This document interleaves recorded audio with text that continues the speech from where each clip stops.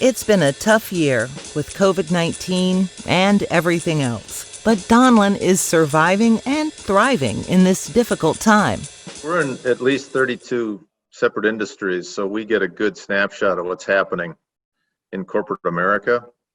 And we've been working predominantly from home and with a small group that's been in Bannockburn, our headquarters. And it's been working well. And I could not be more pleased and proud of the team for how they've been able to stay engaged and focused, which I think is the big thing. And we're focused on our customers and our prospects and meeting their needs. The good news is we've gotten back to normalcy now over the next 60 to 90 days. And so, by now, there are many industries that are pretty close to pre-COVID miles.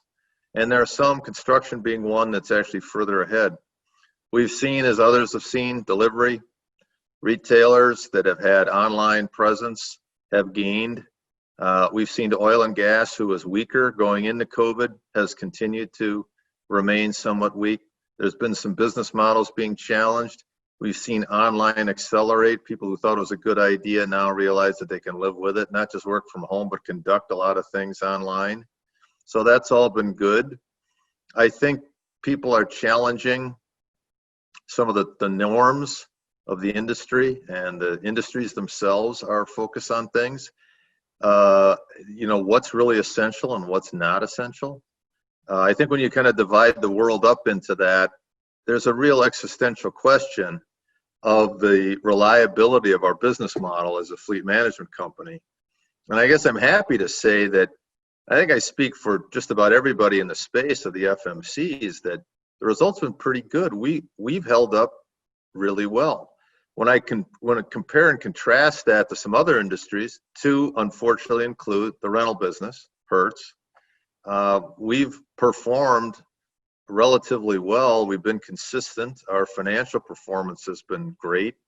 And it's been something that, I go back to 2008, 2009. I'm fortunate enough to have lived through that with this industry as well.